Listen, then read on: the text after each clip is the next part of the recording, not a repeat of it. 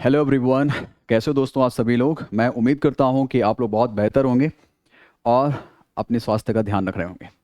तो दोस्तों आज जो मैं आप पिक्चर जो आप मेरे पास में देख रहे हैं, आज यहाँ पर एक ऐसे उत्सव एक ऐसे फेस्टिवल के बारे में हम लोग बात कर रहे हैं जिस फेस्टिवल को हमने राष्ट्रीय धरोहर ही नहीं, जिस फेस्टिवल को हमने गणतंत्र दिवस के अवसर पर झांकी के रूप में ही नहीं, इस धरोहर को यूनेस्को के द्वारा अपने विश्व विरासत में भी शामिल किया गया है। जी हाँ दोस्तों, आज हम जो है एक ऐसे धरोहर के बारे में, एक ऐसी विश्व विरासत के बारे में डिस्कस करने वाले हैं जो कि आपके उत्तराखंड की सांस्कृतिक परंपरा, उत्तराखंड के जो आपके लोक परंपराएं होती हैं, उन परंपराओं से जुड़ा हुआ एक फेस्टिवल है, एक मेला है, एक त्यौहार है, जो भी आप बोलना चाहें वो हमारे पास में होता है।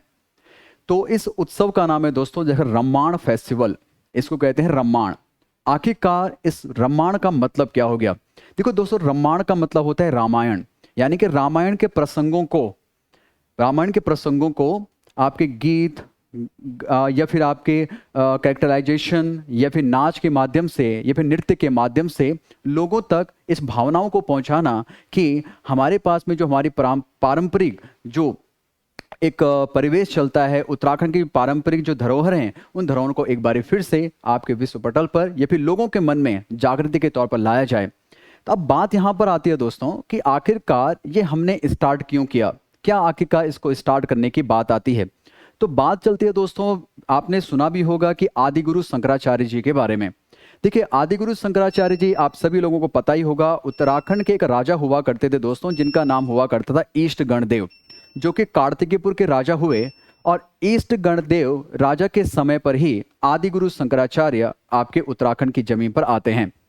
आदिगुरु शंकराचार्य कोई भी आपके, यानी कि ऐसा कह सकते हैं, किसी भी प्रकार से परिचय के आपके मुखातिब नहीं हैं, आप इनको डेफिनेटली जानते ही हैं।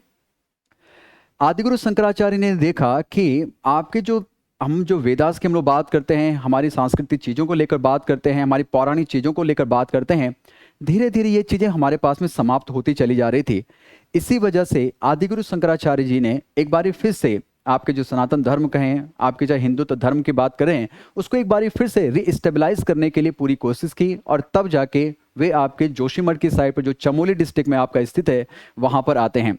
दोस्तों आज जो मैं बात कर रहा हूँ आप सभी लोगों से, ये मात्र और मात्र उत्तराखंड के विद्यार्थियों के लिए, उत्तराखंड के लोगों के लिए ही इम्पॉर्टेंट नहीं है, आपके पूरे भारतवर्ष और जहाँ जहाँ पर भारतवर्ष के लोग यहाँ आपके निवास करते हैं, जिन भी देशों में निवास करते हैं, उन सभी लोगों के लिए आपका इम्पॉर्टेंट है। इवन मैं अगर ये भी कहूँ कि भारतवर्ष के लोगों के लिए ही नहीं, आपके विश्व पटल के लोगों के लिए भी आपका ये आज का टॉपिक बहुत ज़्यादा इम्पॉर्टेंट है।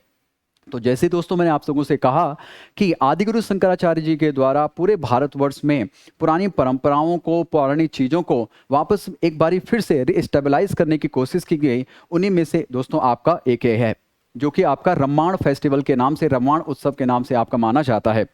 दोस्तों ऐसा कहा जाता है कि इसका इतिहास जो है लगभग 500 वर्ष पुराना है। कुछ लोगों का कहना है कि इससे भी पुराना है।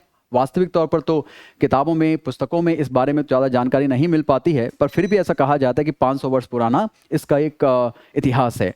अब बात यहाँ पर आती है दोस्तों कि आज ये टॉपिक मैं आप लोगों के लिए क्यों लेके आया हूँ। जैसे कि मैंने अपने प्रसंग में ही आपको पहले ऑलरेडी बता चुका हूँ कि ये आपके रिपब्लिकन डे के दौरान भी इसको झांकी के रूप में प्रस्तुत किया गया और यूनेस्को ने भी इसको क्या किया, यहाँ पर प्रस्तुत किया।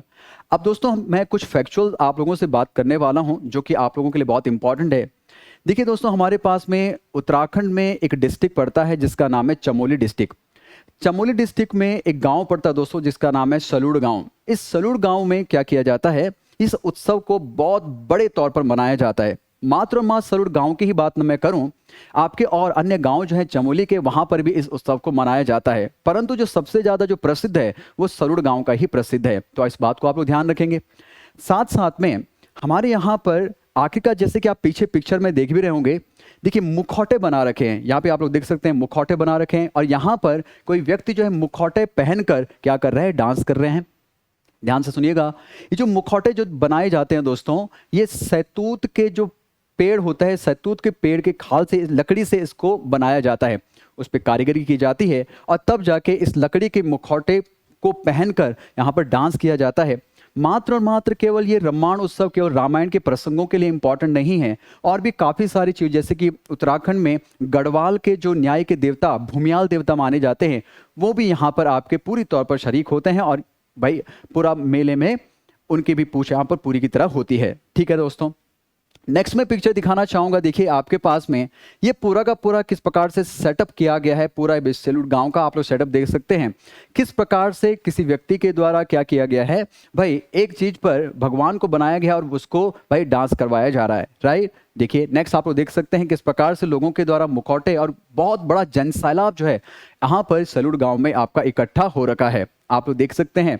अच्छा एक बात को थोड़ा सा ध्यान रखिएगा आप लोग जरा, मैंने क्या कहा कि इसका इतिहास 500 वर्ष पुराना है। सतूत के जो लकड़ी जो होती है उससे, और उसको क्या बोला जाता है, कीमू कहा जाता है। सतूत की जो लकड़ी होती है उसको कीमू कहा जाता है, और ये जो मुखौटा बना रखा है इसको पत्तर कहा जाता है। मैं रिपीट कर रहा हूँ एक बारी, इसको पत्तर कहा जाता है जो मुखौटा पहना हुआ है। आज देखिए परीक्षार्थियों के लिए इंपॉर्टेंट नहीं है कि क्या उसको कहा जाता है, क्योंकि इतना ज़्यादा इंपॉर्टेंट नहीं है, पर फिर भी देखिए अब यूनेस्को की सूची में इसको कब शामिल किया गया, तो 2009 के दौरान 2009 में इसको यूनेस्को की सूची में शामिल किया गया, और 26 जनवरी जो 2016 में हुई थी उसमें इसको क्या शामिल किया गया, भाई आपके झांकी के रूप में शामिल किया गया।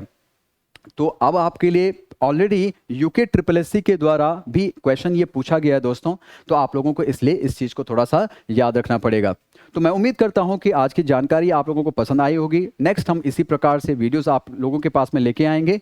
तब तक के लिए टाटा बाय बाय, अपना ख्याल रखिएगा। मिलते हैं आपको नेक्स्ट वीडियो में जल्द ही। Thank you so much, tata bye bye.